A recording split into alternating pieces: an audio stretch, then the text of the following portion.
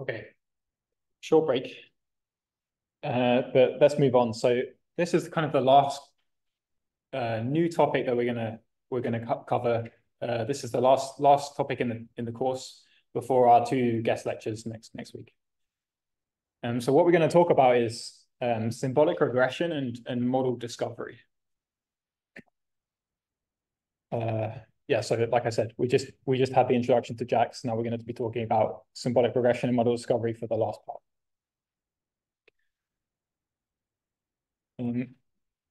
So in this lecture, I'm going to tell you what model discovery is, how we define model discovery. And then I'm going to talk about symbolic regression as a way to kind of solve this task of model discovery.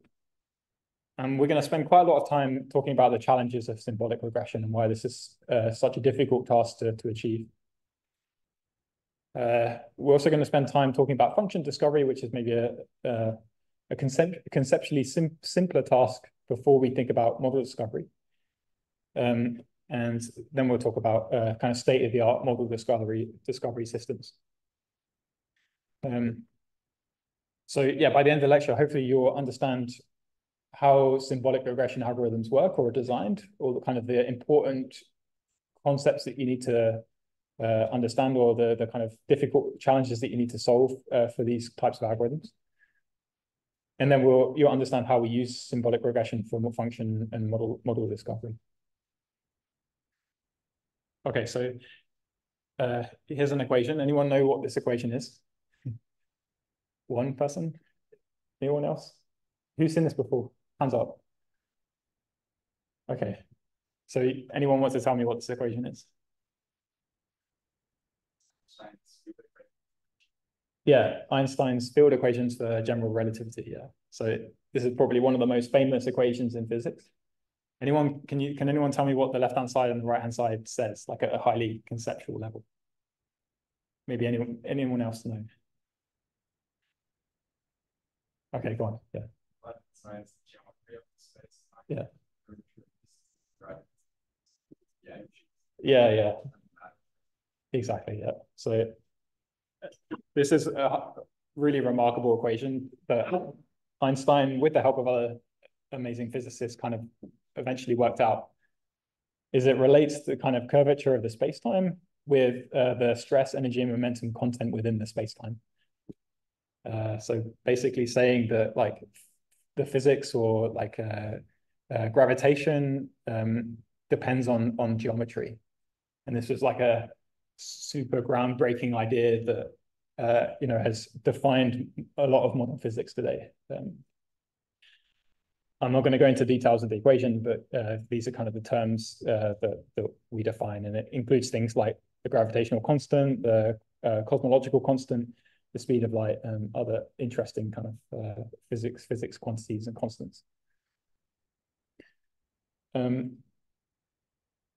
So I guess the question that I'm going to ask in this kind of lecture is, what if eventually, maybe not today, but maybe in the future, what if AI could help us do this sort of thing, like make these kind of groundbreaking discoveries in physics? Now, I want to caveat this and say we definitely are not at this level today, in my opinion, of using AI to like discover relationships between geometry and like matter. I think that relies on remarkable human intuition.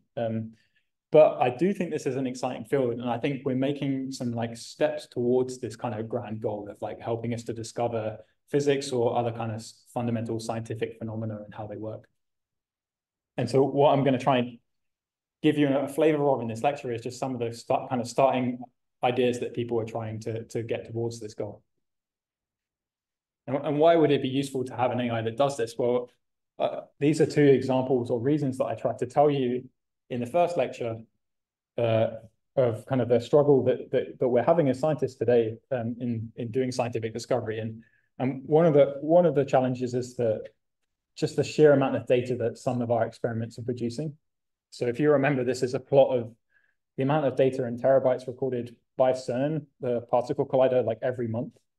And we're recording like thousands of terabytes, petabytes of data every month. And so a human, it's just impossible for like a person to go through that data by hand and look at all the events and categorize them and try and reason about those events.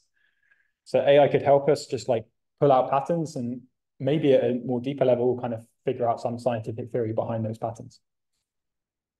Another example is the complexity of the scientific problems that we're studying. Like as we learn more about scientific phenomena, they often get more complex. And again, there might be kind of hidden patterns that AI could help us pull out that we just wouldn't see before.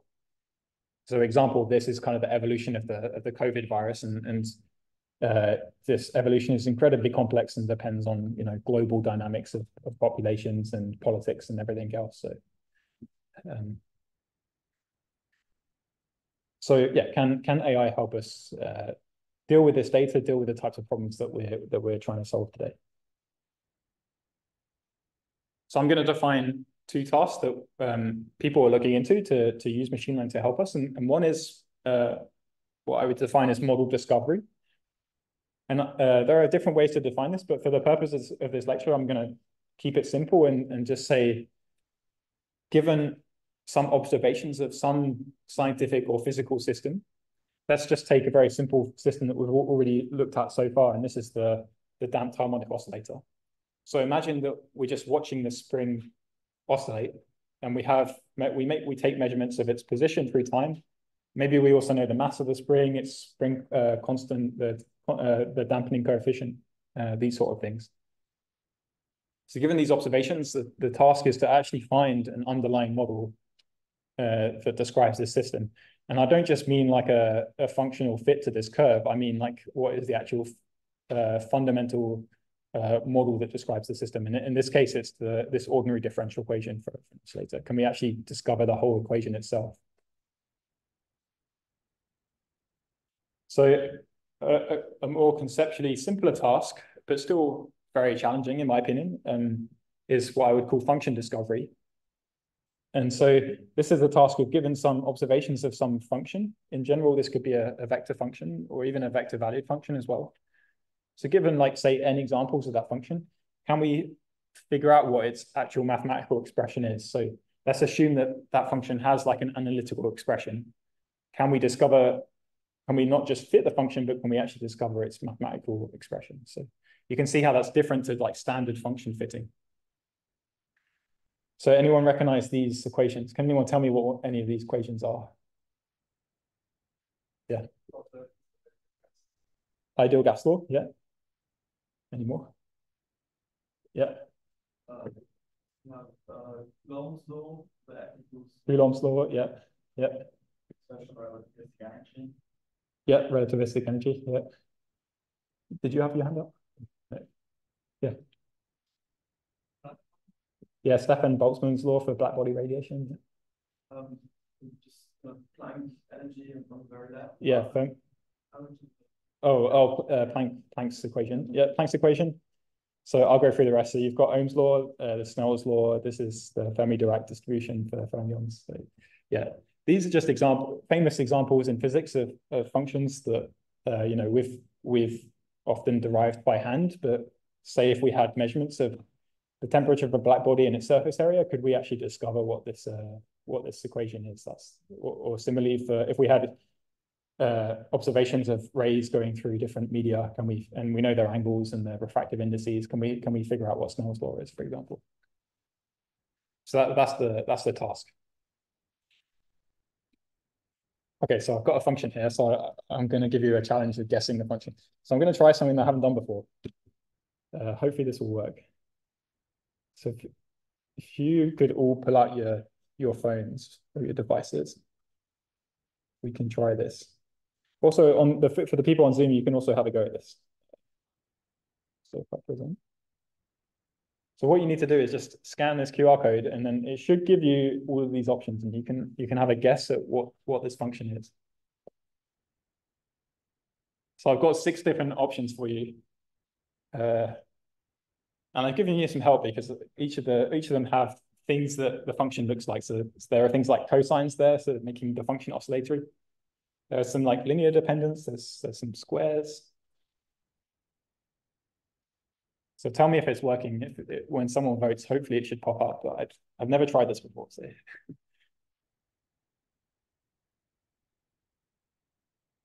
I'll give you a few minutes. Oh, great, it's working.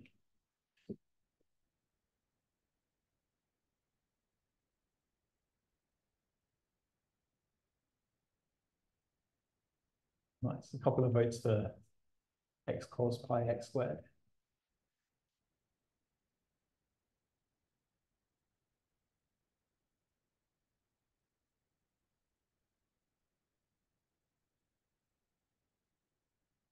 Give you a few more seconds.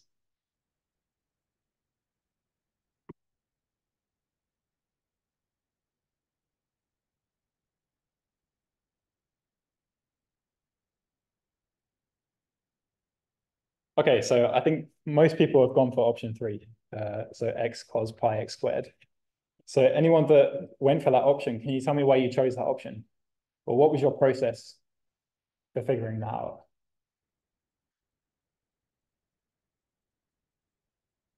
Yeah. Symmetry, yeah. So what do you mean by nonlinear? So it's a composition of nonlinear. Yeah. Yeah. Yeah. So the x squared cos x gives you like an oscillatory function. The x squared does what? It changes the frequency of the oscillation, basically, which is actually what you're seeing here. So yeah, that's good. Yeah. Because it's all yeah. The x times. Yeah, exactly. Yeah. For an option, and then I thought, well, yeah. I had x squared or 2px, but yeah. So fast. Okay, so you said, yeah, it's growing. It looks like a linear growth here. So a good kind of guess would be x times by something, or a linear dependence on x. So this has got x times cos x. Yeah. So no one went for this option. Maybe it's just too small to see. I put this in as a trick. So this is actually the Taylor series of the true function, but you could have chosen this and it'd be correct. Yeah, this is the answer. So well done everyone that guessed option 3. So let's go back to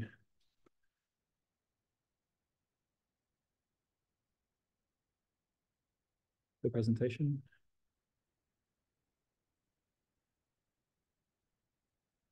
Okay, so this is the function, and I think it's pretty interesting to like introspect and think about how we would do it as a human, like how we would actually guess this function, given these observations of the function over -3 to 3, say.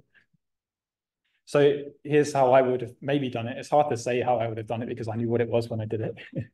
But I probably would have guessed that it's oscillatory to start with. And I would have also made the observation that the frequency increases as x increases. So there's some nonlinear dependence on x inside of this cos function.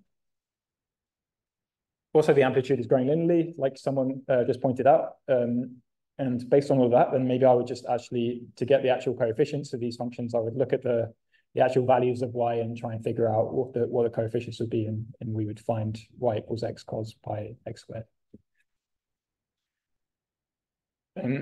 So I just want to make the explicit difference between symbolic regression, which is guessing the actual mathematical expression, and function fitting. Function fitting would take examples of this function and fit some function to that data. So how would we do this with a neural network? We would just say, okay, the function, we're going to assume what that mathematical expression is rather than trying to discover it. And the thing in that mathematical expression that we're going to vary are just the coefficients inside that function. So maybe we'd assume that it's a fully connected network with some activation, and we would just learn the weights and biases of the network. So we're only discovering coefficients rather than discovering the operators in this mathematical expression. Everyone clear on the difference? That should be obvious. Yeah. Okay, so my question is why is symbolic regression often harder than doing this kind of function fitting? I mean, both can be very complicated and difficult tasks, but why is this often harder? Yeah. You have techniques like, or as far as I know, like gradient descent or something. Yeah. Where you could you know, change some symbol slightly and then get those equations to work. Yeah, right. So it can be very difficult to use gradient descent for symbolic regression. And the reason is because how do you do gradient on a symbol or an operation? It's like a discrete operation instead of something continuous to differentiate. Yeah. Yep, definitely. There are many others. Many other reasons. Anyone thought of any others?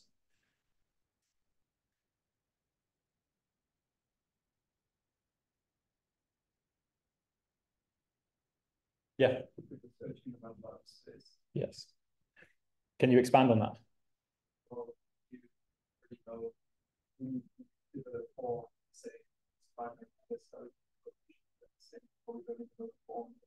Yeah.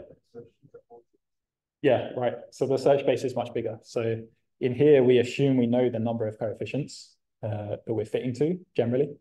Here, the expression could contain like an infinite amount of operators, or maybe a very large number of operators, depending on the complexity of the expression. Okay, so yeah. Cool. Yeah.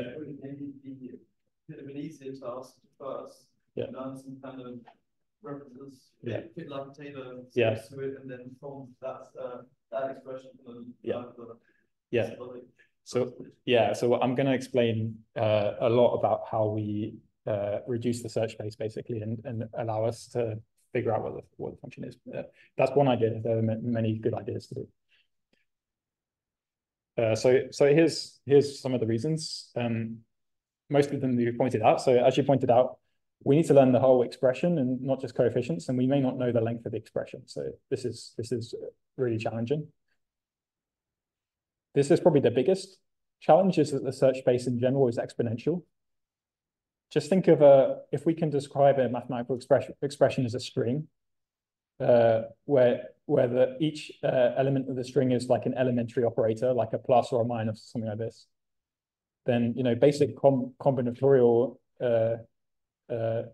If you just look at all the different combinations of all those strings, they're like s to the n possible combinations. So this is an exponential search space where we don't even know what n is.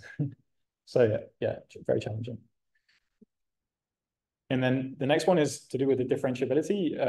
We're now trying to search over operators, additions, divisions, multiplications, these sort of things. And it's typically not differentiable. Like how can we differentiate over an operator? That doesn't quite make sense in my head. There are ways to do it, but we'll talk about them later. The other one that maybe you didn't see is that I told you before, generally we just have a finite set of examples of the function. So, a finite number of training points of the function. So why is this statement true, that with only a finite number of observations, there may be many valid expressions? Can anyone tell me? Yeah. With finite number of points, you can always find like some polynomial relation through like all of these points. Exactly. We can always do a polynomial fit with however many with n points or n-1 points to fit the function perfectly. So it's ill-posed. It might not give us the true function that generalizes to new points, for example. So we can overfit symbolic regression just like we can overfit normal function regression in exactly the same sense. Okay. So we're going to go into details, like how do we overcome these big challenges in symbolic regression, and we're going to talk about it in terms of function discovery. And then once we've talked about function discovery, then the last half of the lecture, probably I'll cover on Friday, we'll talk about model discovery, how we can use the same types of algorithms to discover like differential equations as well as just simple mathematical expressions. So one way to think about mathematical expressions, and it's very important to choose the right representation when we're defining our search algorithms, so that we can like efficiently search this space. And so one representation is to think of these mathematical expressions as trees. Who's seen trees before in like computer science or similar? Yeah. Okay. So it turns out we can write any mathematical expression as a tree. and we just say the tree has some root and then has some branches. And at each kind of node on the tree, we have an operation. And then at each leaf of the tree, so at each end member here is just a coefficient value. So whether it's the x value or if it's some other coefficients, there's some scalar value here. So you can see we can just rewrite this whole expression as a tree where the kind of the root of the tree is this multiplication. It's this x times by this cos object here. And then we can decompose cos down into some other lower level operations, which is, you know, pi times by x squared, and then x squared is also a power operation. Everyone see how that can just be represented as a tree. So yeah, like I said, the root is basically the final expression. Once we've got to the root, we can evaluate the expression. The nodes are all the operations, and then the branches are either unary or binary. So why not have like a branch of 3? Why not have an operation with 3? Why can we just use binary and not a unary? Yeah. You always be sort of decompose it into like trees of 2s. Yeah. Most operations are so like yeah, exactly. Most operations can just be written as like two inputs and one output, or like this, can be done into their primitive operations. Yeah. And then we can define, you know, general tree quantities, things like the depth of the tree. Is an important thing to know. Okay. So let me talk about the search space and just tell you again why it's such a large space. What I did here is enumerate all the possible expressions for trees that only have a depth of 2, and for a very, very limited library of possible operations. So the expression can only contain x. There can't be any other like scalar coefficients in the expression. And then it can only combine plus, multiply to the power of 2, cos and sine. And already with just the tree depth of 2, like in general, the tree depth can be 10, 100. We have like 65 expressions, and you can just see how many expressions we have here. It's interesting that some of these are actually redundant, like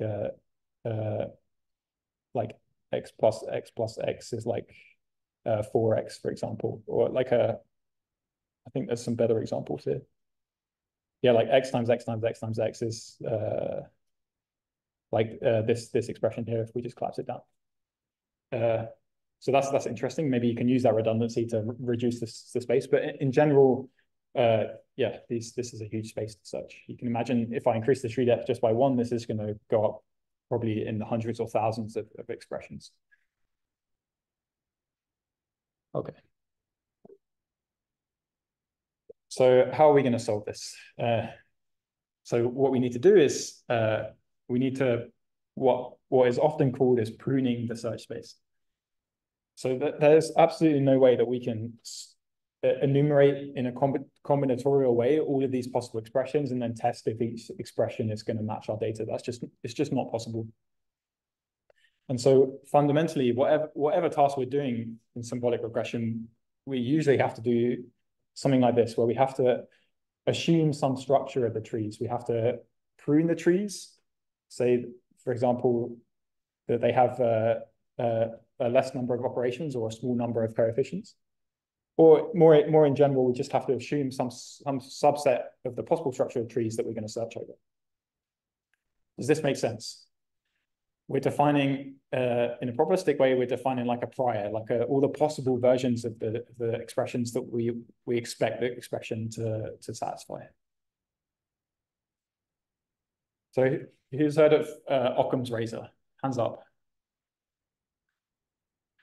Okay, so this is like often stated in the wrong way, but usually right, is the simplest explanation is usually the best one. This is like a really famous quote or kind of observation. So yeah, I mean, we looked at overfitting in the deep learning lectures, and I talked to you about this kind of bias variance trade-off between machine learning models, where as you increase the model complexity, often the error goes down, but then the variance, or basically the susceptibility to overfitting, goes up of the model. And so we argued that there was like some sweet spot where the model doesn't overfit, but still has a good error. So like we're choosing the kind of optimal model complexity. And this is just a fun poke at conspiracy theories. Like they are a theory and perhaps they're true, but the amount of evidence against those theories makes it very hard to explain the theory. And maybe Occam's razor could be applied to these things. Okay. Right, so at a high level, before we talk about specific symbolic regression algorithms, these are the requirements that we need to solve the symbolic regression problem for a large, difficult problem. We need these two things. Most importantly, we need an assumption on what the structure of the expression is going to be so that we don't do a combinatorial search. And then we need to define some search algorithm that can efficiently search through those possible structures that we've defined and eventually converge on an expression that fits the data that we have. So this is a huge kind of area of research by its own right, and there's a couple of review papers if you want to go deep into this field. I definitely recommend looking at these research papers. They describe many different papers and research directions on both of these 2 points, the search algorithm and the assumptions. So we're at the end of today's lecture, so I'll pick it up and go into this on Friday. So I'll see you then. So thank you for coming. Okay, so we're going to carry on talking about symbolic regression and model discovery. Let me remind you what we were talking about last lecture. So we started off by thinking about this maybe conceptually simpler idea, which is to discover functions or to discover the mathematical expressions of functions. And once I've done talking about this, then we'll move on to how we could discover actual scientific models. So not just functions, but like underlying differential equations that kind of govern a system. So we're talking about this specific task. So given some observations of a function, and so we'll just assume we have n examples, can we actually derive its mathematical expression and not just fit the function, so actually figure out the mathematical expression? And these are kind of some example famous expressions in physics that tell us about different physical systems. So can anyone remember why it's often harder to do kind of symbolic regression than just to fit this function? We talked about this last lecture. Can anyone remember the challenges? Can anyone tell me a challenge? Yeah. Big search space. Big search space. Yeah. Yeah, the search space is exponential. So yeah, really hard to search. Interactable, in fact. Yeah. Any others? Yeah. Yeah. Yeah, search space is not differentiable. So a small change, like a change of one operator, can dramatically change the function. Yeah. Any others? Yeah, the many valid expressions. Yeah. Yeah, or so given n data points, there are many possible functions that could fit it. Yeah, so it's ill-posed. Yeah. Okay, so I think you've got everything. So the other one is that we don't know what the length of the expression is. So even the search space is exponential, but we don't even know how big the search space is. There's not a smooth interpolation, and yeah, there's many valid expressions given a finite number of points. Okay. So then I showed you that we can often think of these expressions as trees. This is a lot of approaches that try to do symbolic regression use this kind of tree representation, where the nodes of the tree are the operations, and then we either have binary operations or unary operations. And then the leaves of the tree are the reals, either the coefficients or the variables themselves. And I showed you all the possible expressions for a tree depth of 2 for this very small library, and we're already getting like 60, 65 expressions. And you could see how this will grow very, very large, very, very quickly if we increase the library and if we increase the depth of the expression.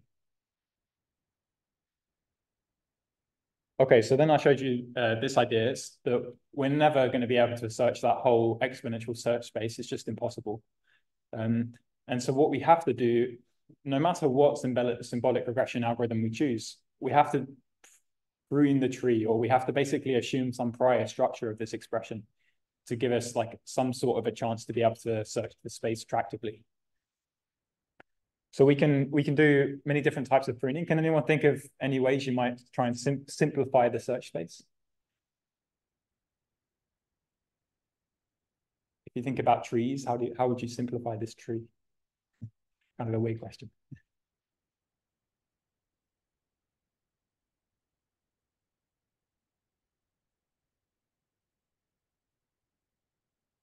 Any ideas? Yeah. Maybe decide on bit branches first. Yeah. Okay. Yeah. Yeah. So you could just start with like, so this might say that we have some prior guess of what the structure of the equation should be. So maybe we know that it should be a cosine expression, for example, but we don't know the frequency of the expression. Another thing we can do is just cut off the tree to a certain depth. So we can just say the expression has to have a depth of no more than 5 or 10 or something. Or we can reduce the number of possible operations in the tree. So the size of the library. So as we go through and I show you these types of methods, you'll hopefully understand the different ways we can kind of restrict this search space. So yeah, these are the requirements. To successfully solve this problem, we need an assumption on the kind of structure of the expression, and then we need some search algorithm. And there's a lot of innovation in these two areas. And what is interesting is these two are kind of independent choices. You can have many different types of assumptions, and you can mix and match them with many different types of search algorithms. And it's kind of interesting to see which choices are the best for the problem that you have. So what we're going to do first is we're going to think about the first requirement. So how are we going to put a prior on the structure of the expression? So I'm going to talk about one approach. There are many, as I just said, and if you're interested more deeply, you can kind of read these review papers or state-of-the-art papers at the bottom here. They go into it in more detail. So who's heard of AI Feynman? Just put your hand up if you've heard of this paper. Maybe, okay, one or maybe one. Okay, so this is a really nice paper. I definitely recommend reading it.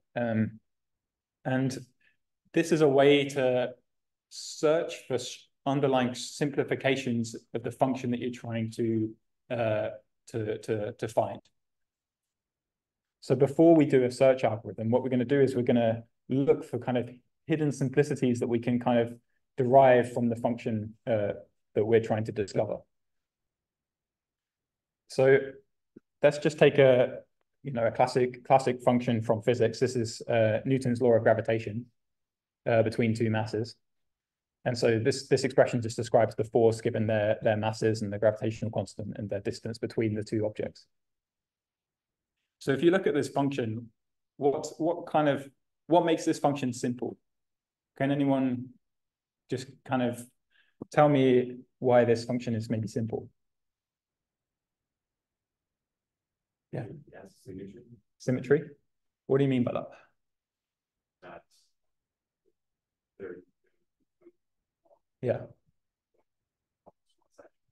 Okay, there's a fundamental symmetry here. That's absolutely correct. Yeah. So the force on this mass is the same as the force on this mass. How does that kind of show up in this expression? Yeah. Very, very nice. So another way of saying that is the force only depends on the distance between the objects. So there's some kind of like translational symmetry here, or that it doesn't depend on the absolute values of x2 and x1. That's really good observation. There are other simplicities gone. What do you mean by that? It's a rational function. Yeah. So there's two polynomials here. That may be related to something I'm going to tell you about in a minute. So that's good. Anything else? Yeah. Force has like particular set of units, so you get. Yeah. Yeah, that's really good. So one thing we do in physics all the time is dimensionality analysis. So what it means is the units must match. So this is Newton's here, and we need to have some sort of combination of these units of mass and the gravitational constant and distance to turn it into a Newton unit. So yeah, that's definitely a constraint that we can exploit. Okay, so that's really good. So the first thing I'm going to do is talk about this thing, your observation that the units must match. So yeah, newtons for the force, then the gravitational constant has this this unit, then the mass is kilograms, and then the distance is meters squared. So what we can do in physics, and we do this quite often, is because we know that the units must match, we can always transform this function into a dimensionless function. So we can make it dimensionless. And you can see how we can do this by just dividing, so remember the function that we're trying to discover here is, we don't know what this expression is, that's the assumption. So, but we do know that it's some scalar function as a function of g, m1, m2, x1, x2, y1, y2, z1, z2. And we're assuming that we know what the units of all of these variables are and the unit of f. And so we can dimensionalize all of these variables. M1 can just be divided by some constant which has a unit of mass. In this case, so we divide, for example, M2 by M1, M1 up here. So we have this kind of non-dimensional constant as well with the function. And so if I rewrite it in this way, we can just say that f, this unknown function that we have, we know that it can be written as some constant, some non-dimensionalizing constant, times by a function which is a function of a, b, c, d, e, and f, these non-dimensional units. Can everyone see how we can kind of rewrite it in this way? And this is true for any function where we know that the units must match, that it can be written as a constant times by some function of some non-dimensional variables. So can anyone tell me what this does to the search space? If we can say, okay, knowing that the units match, we can rewrite f as a constant times by some non-dimensional function here. What have I just done to the search space?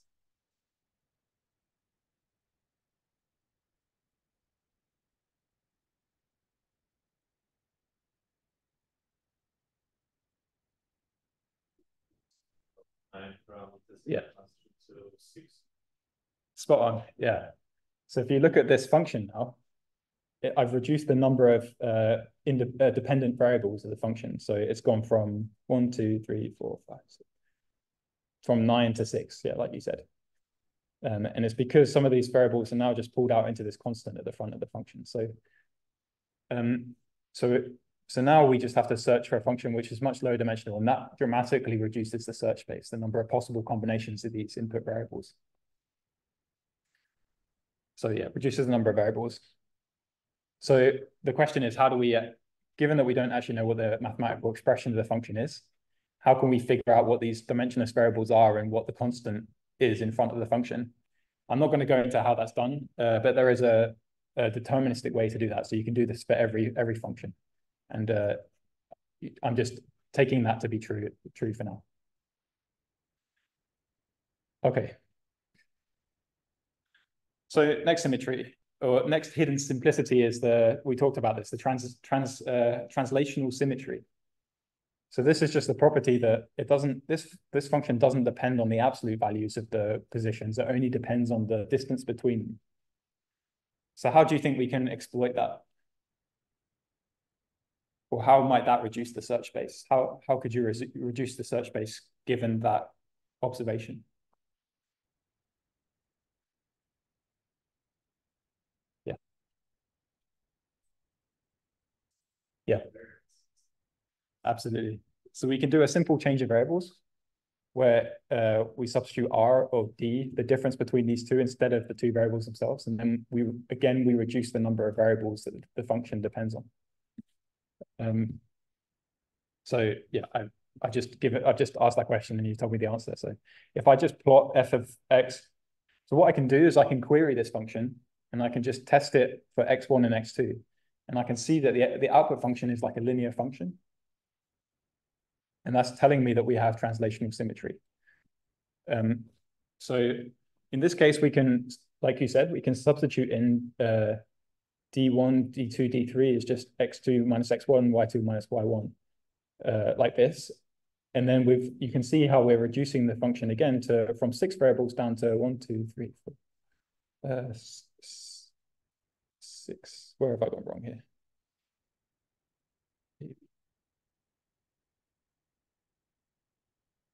Yeah, so I'm not assuming here. So I'm not assuming here we did the dimensionality analysis, but if we did, it would have reduced it even further. So we're just assuming we haven't done a dimensionality analysis here, and we're just using the translational symmetry that gets us down to 6 variables instead of 9, just like we did before in the dimensionality. But we need to know that that's true. So how can we test for symmetry? Like if you're able to query this function, any set of variables, how could you test that this property is true? That f of x2 and x1 is just some function of the difference between the two.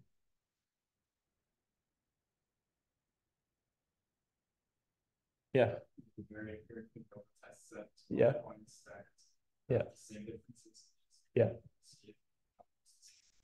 Yeah, I think you're basically right. So what you can do, you just choose some constant a. So and then you, for all values of x1 and x2, or actually all values of the input function, you can add a to these two.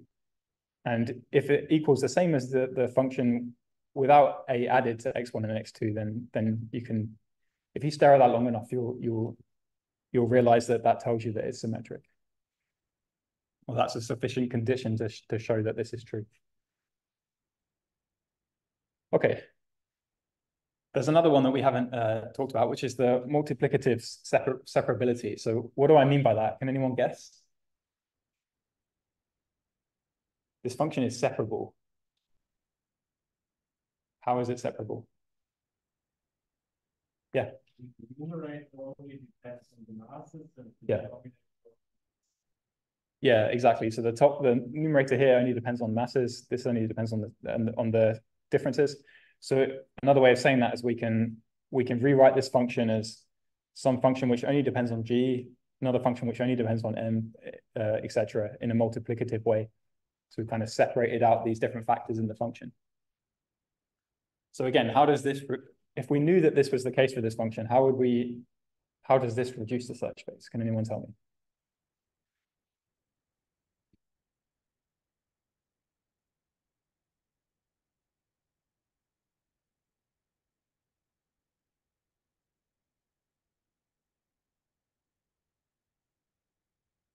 So what we've done here is we've now decomposed this function into 4 separate functions. And suppose that I knew the first 3 functions, then all I would have to do is learn a function which has less variables than the initial function. So what it actually allows us to do is to carry out 4 independent searches for this. So if we knew that this is the case, we can just fix the values of x1, x2, y1, y2, z1, z2.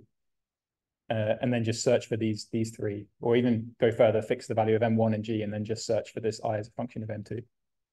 And then once we've figured out what I as a function of m2 is, we can do the same for the other 3 functions.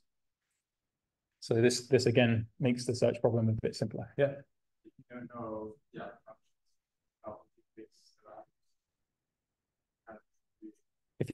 If you fix the value, you would still query the function m2 here, and you get like some varying function that you could then do just a symbolic regression on just in regards to m2. I'll show you. So the way that you can test this, basically, if this is true, is kind of a similar test to that translational symmetry, that if you fix the values of one parameter and just vary the one that you want to test for separability, and you compute this for all values of x and show that it just equals this as if you didn't fix the values, then it's separable. And that, again, this is a sort of thing, if you stare at it for long enough, you can see that it is sufficient to show that it's separable.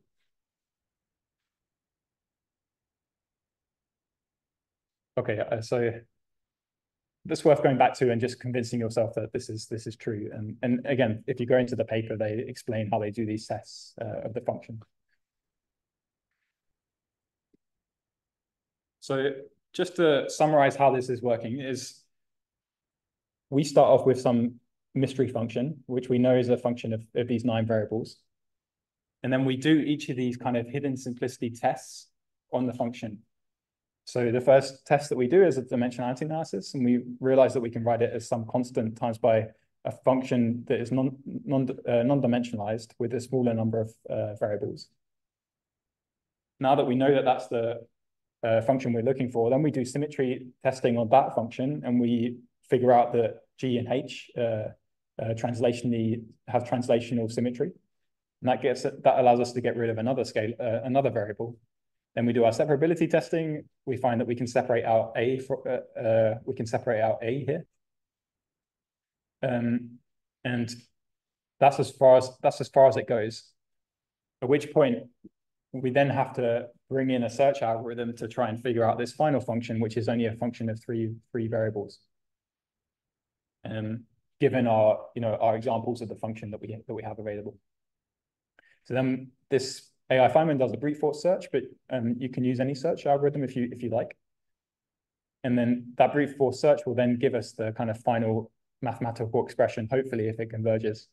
And then we resubstitute all of our variables, all the kind of variable expressions that we've discovered, and we eventually end up at the final expression.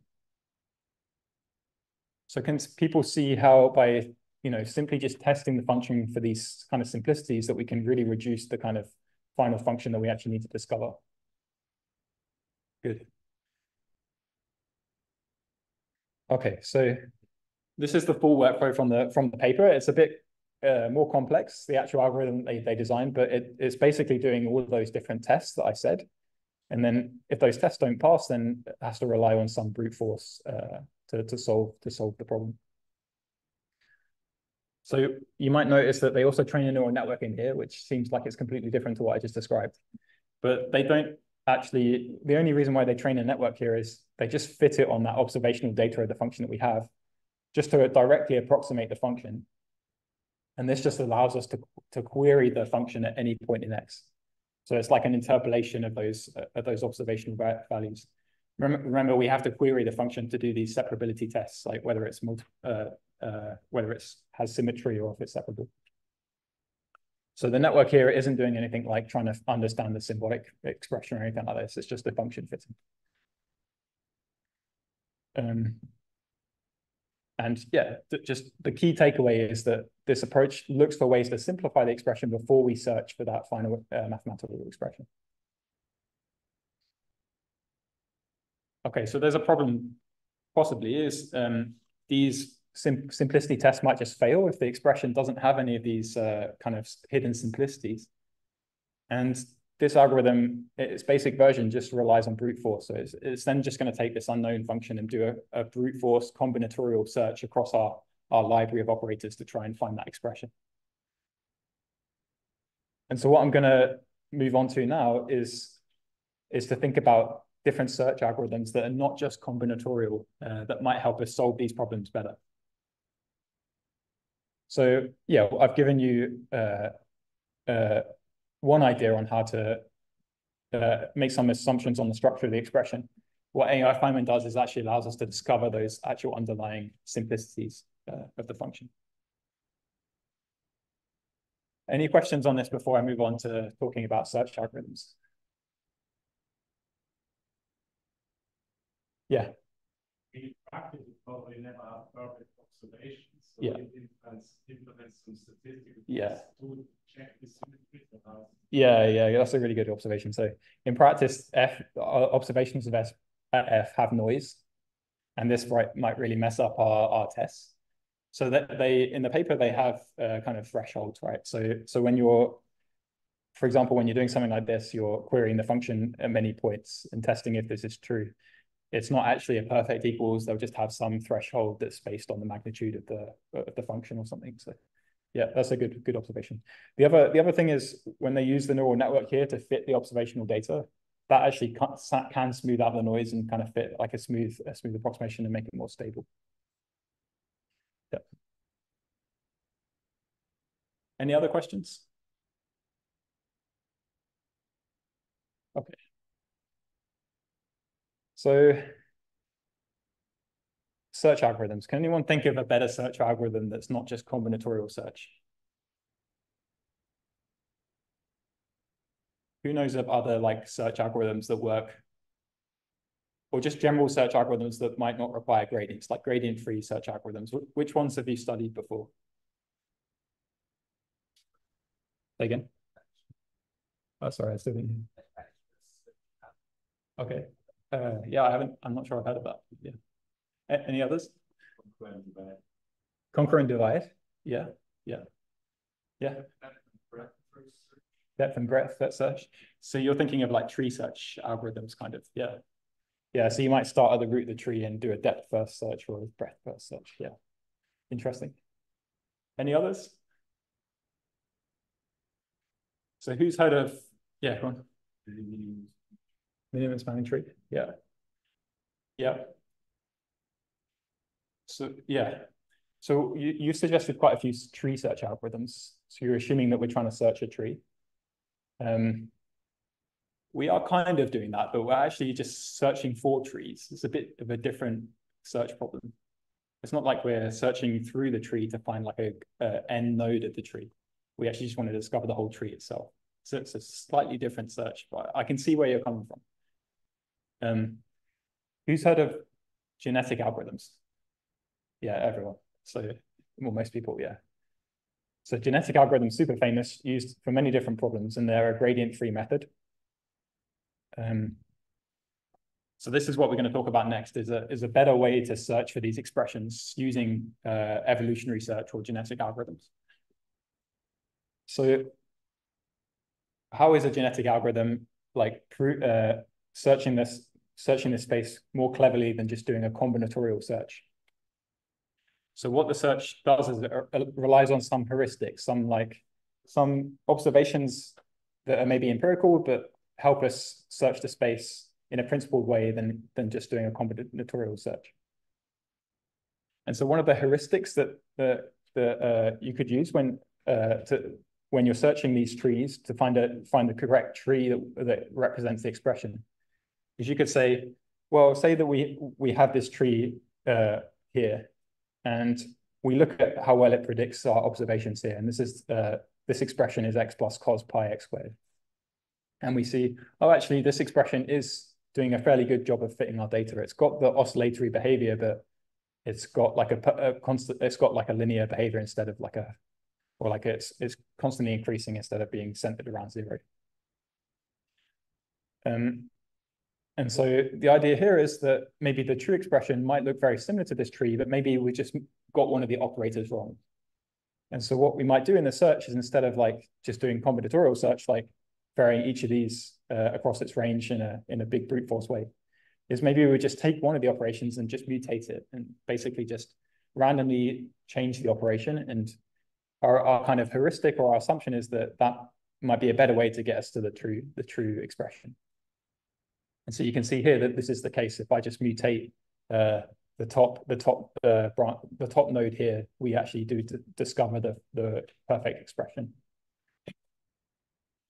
So everyone understand how we could use a mutation in the search algorithm to inside the search? Yeah. Can anyone else think of any other genetic algorithm inspired changes we can make to these expressions? Yeah.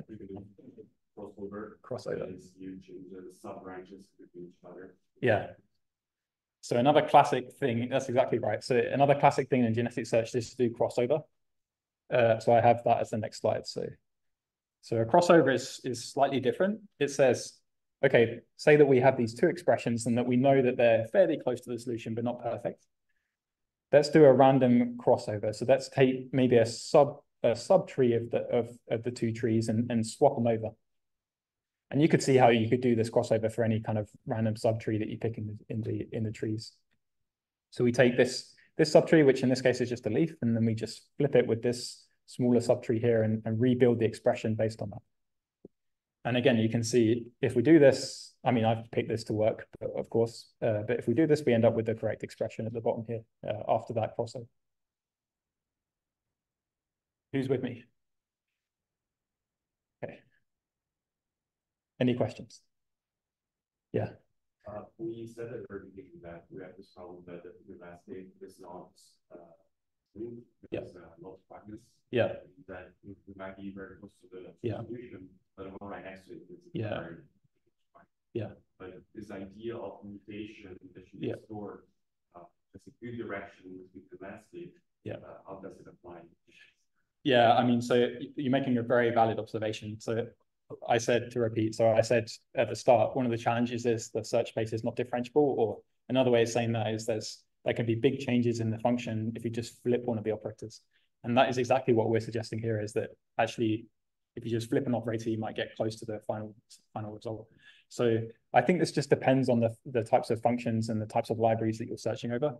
But for sure, this is not guaranteed to converge any faster than a brute force for some settings. When you do the tensor algorithm, you have a set of selection. Yes. In a way. So yes. you take the most promising solutions, and then you continue with those. Yes. But then what I'm saying is that with that solution, there might be the best up to this point. You might neglect something that would be really the correct solution. Yeah, no, I agree with you. I think this is a limitation. So this is why it's a heuristic. It's like our guess of what is a good direction to move in the search space, but it might not always be the best one. And it's probably not provable that it's the best one either. I think crossover is a bit more interesting. One way you can think of crossovers, or what I think makes it powerful, is we're not just flipping a single operation, but we're actually, maybe you could think of this as like shifting around mathematical abstractions. Like, for example, this might be the subtree. If you think about that Newtonian forces example that I just showed, where one of the calculations was the radius, or the difference between 2 points. Maybe the genetic algorithm might realize that that's a good abstraction to use, and maybe that would be the bit that's crossed over to different other expressions that it's testing. So I think this is quite powerful. It's like reasoning on the mathematical abstraction level, which is kind of interesting. But yeah, good points. Any other questions? Okay. So yeah, this is how we would actually write a genetic search algorithm for searching for expressions. And what we do is this kind of this pseudocode. So what we would do is actually we would start with a random population of trees. This is just a random population of mathematical expressions. And then we would start this evolutionary loop. So it's just a for loop. And generally we would select the fittest trees. And one way to select the fittest trees would be based on their test error. So you just measure, given the data points of the function, how close, what's the mean squared error, for example. And then we apply these genetic operations to those fittest trees. So we might do a mutation of one of them, or we might cross over randomly some of the trees together.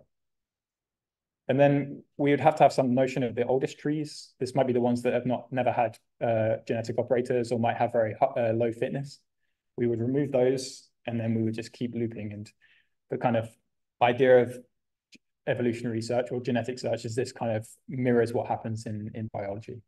It's kind of the same. This is what inspires these algorithms. So we do that until we meet some convergence criteria. It could be just number of steps, or it could be that we've got a fitness above a certain threshold.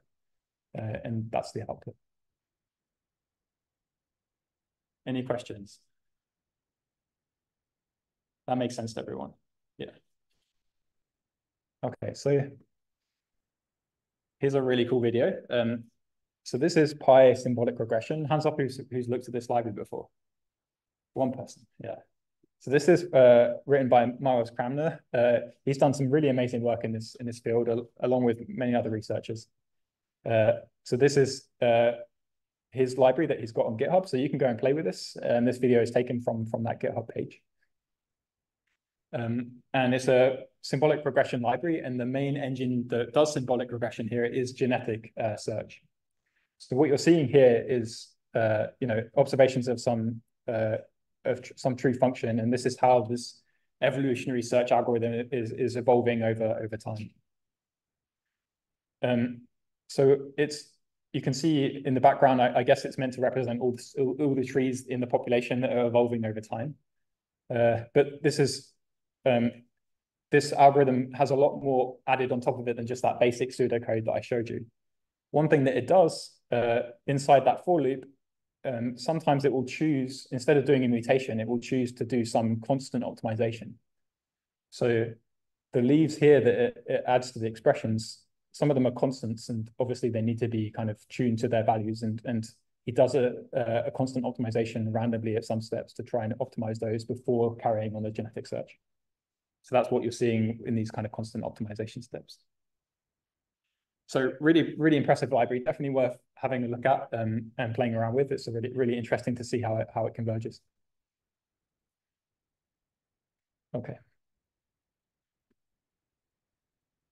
So I probably don't have time to get into this, but this code PySR also runs in parallel across multiple threads.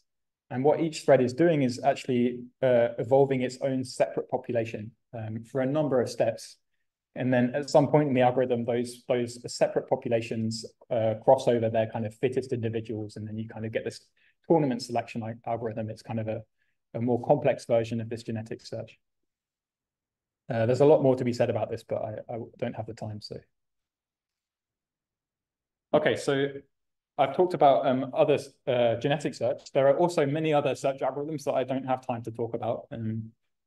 But I'm just going to give you a quick fire idea of what these other search algorithms might be. So again, the goal is to find F given our data set.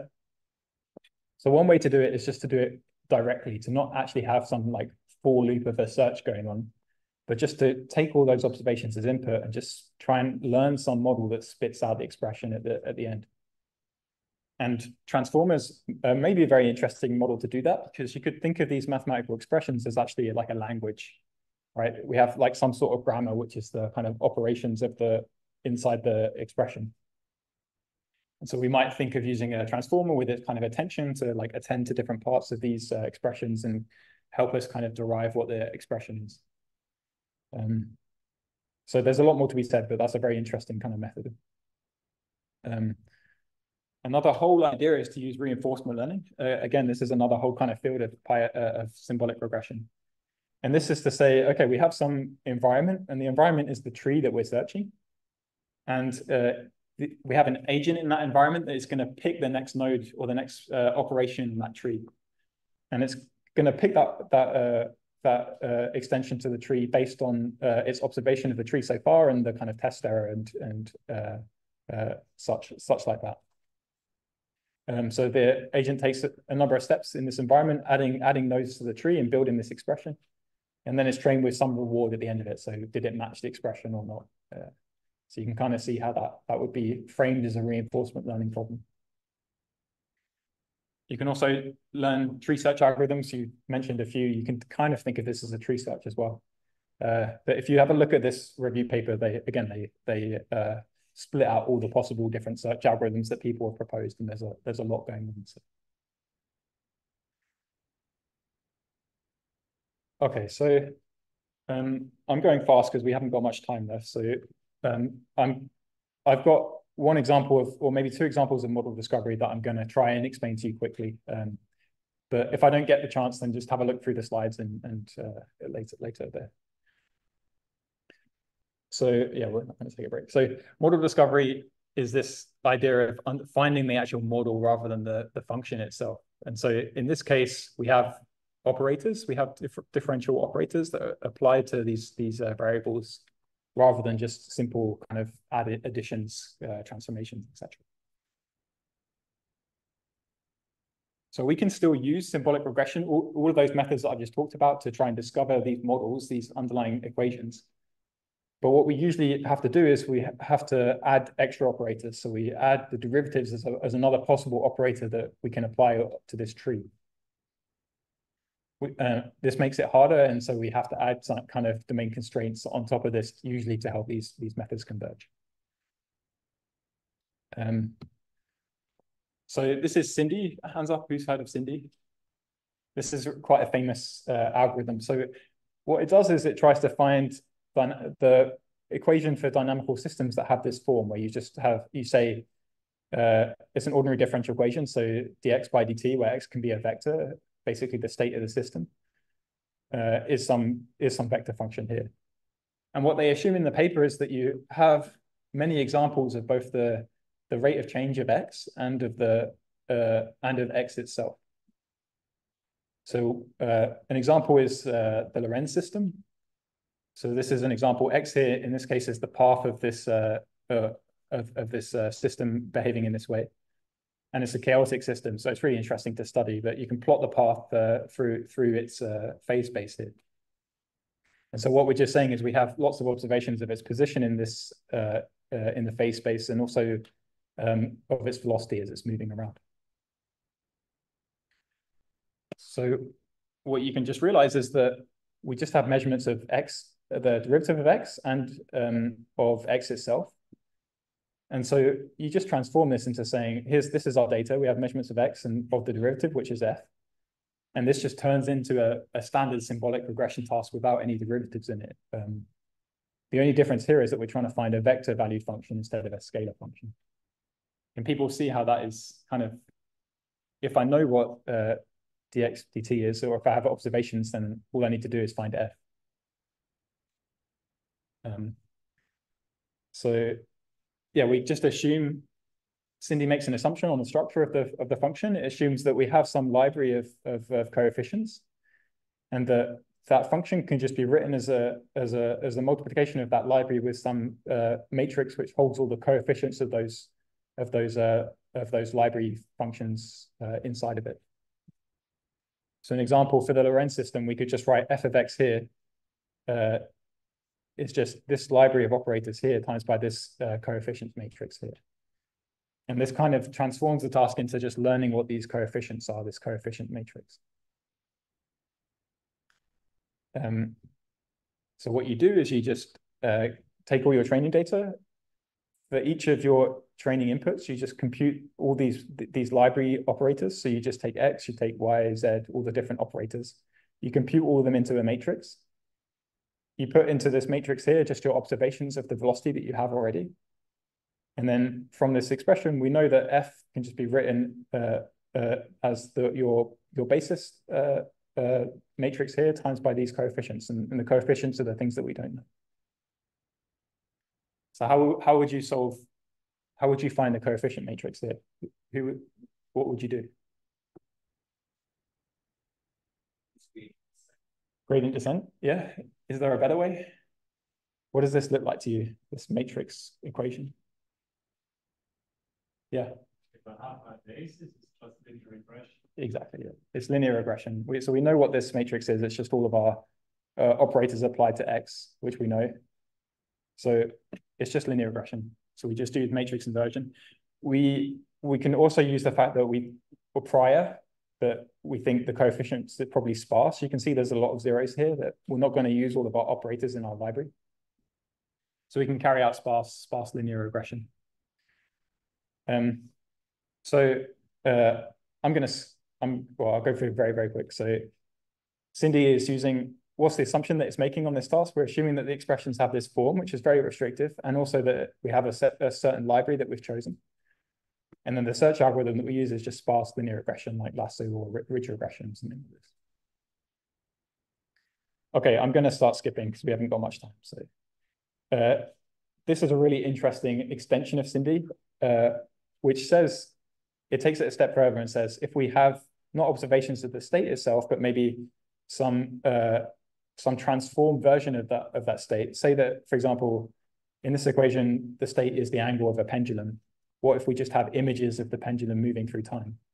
It turns out you can even discover, given this kind of video of the physical system, you can even discover the underlying dynamical system. And they do this by assuming or learning some encoder that takes your image to your state space. Okay, so I don't have the time for this, but so yeah, it's unfortunate we don't have more time to talk about symbolic regression. It's a huge field by itself, and it's a really interesting new kind of direction of using AI to kind of discover physics or help us understand physics more deeply than just doing kind of some function fitting or black box model prediction with a network.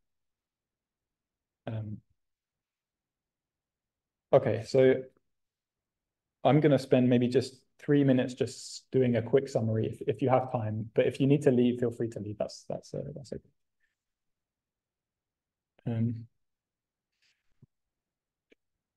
So yeah, we've gone through a massive journey in this course. We've covered a huge amount of different topics in scientific machine learning and AI for science in general. And these were kind of our learning objectives that we had at the start. And what I really hope is that you have now come away with a much better understanding of the kind of state-of-the-art applications of using AI in science. But you also should hopefully understand much more deeply how these algorithms work, how you can design them, and how and the theory behind them as well. Hopefully, you're realistic in that we can't just apply AI to everything. It's not a sledgehammer. There are pros and cons of using, especially deep neural networks in these scientific workflows. And there's a lot of other kind of broader concepts and themes in this field of SciML that, for example, like the power of auto differentiation and where you should learn your components of your system that hopefully you've taken away in this course. So yeah, this is how it looked. We learned about pins, and we did operator learning, then we did transformers, and then we've done a lot of work on these kind of hybrid workflows and null differential equations and model discovery. And as we've gone through, we were kind of showing you that you can put kind of scientific understanding in many different parts of your machine learning workflows. It can be like through the loss function, it can be through the architecture design, or it could be more tightly integrated into our traditional scientific workflows. And that's kind of what's really amazing about SciML, is that there's so many different opportunities to incorporate science into our machine learning algorithms. So I'll skip this. So I think I've just kind of said all this. This is quite a heavy slide, but this is pretty much everything I just said. So there are definitely pros and cons of using deep learning in your workflows. You have to be aware of them and not just use it naively. But in general, adding scientific understanding to ML usually improves performance of our workflows. So I just have one final slide, which is a super high level slide, but I think people often ask me what's a good place to like research in science and machine learning, or what are impactful directions in the future. I mean, this is the sort of slide which is both quite useful, but also not very useful because it's so high level. But I just want to draw a connection here between, things that we care about, applications that we care about in science, and applications that we care about in AI.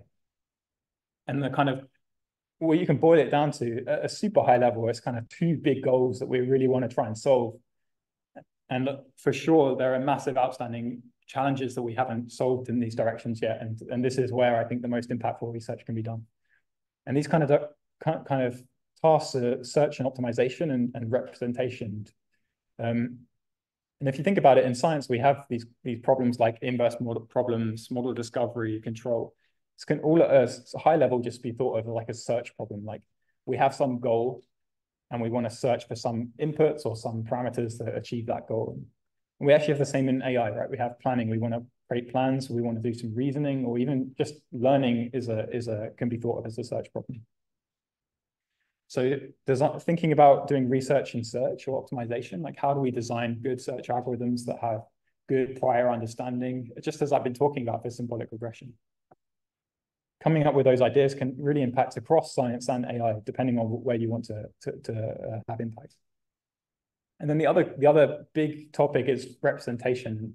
And in science, this is basically the statement. Has everyone heard the quote, "Every model is approximate, but some are useful," like this? Very really famous quote. So what that's really saying is like we only have a finite amount of computing power to for example, solve a PDE. Like we have to choose some representation or some approximation of our system, and that is the fundamental question: is what is the right approximation to use? Like when we're talking about operator learning, like what is the basis that we're going to use? Is it like a Fourier basis, or is it something else? Like these have massive impacts in the performance of the scientific code. For example, in finite element methods, like what is the basis function we use, or how should we use it? How should we discretize our mesh? Like all of these sort of things. And the same kind of questions occur in AI. So we talk about representation. It's obviously super important. Like at what level is an LLM reasoning? Is it reasoning about simple features, or is it abstracting and telling it that like understands what the principle of like thermodynamics is, or something like this? The latest kind of planning algorithms in AI, for example, use like hierarchical representations to be able to like attractively search the world around us. And so again, thinking about representation at a very deep level will help you impact both of these different fields. So yeah, useful, but also not useful. But hopefully that's given you some inspiration to carry on and do research. So thank you very much for being part of the course. I hope you took something away from it and that you enjoy the lectures next week given by David. So yeah, he'll be there. So yeah, thank you very much.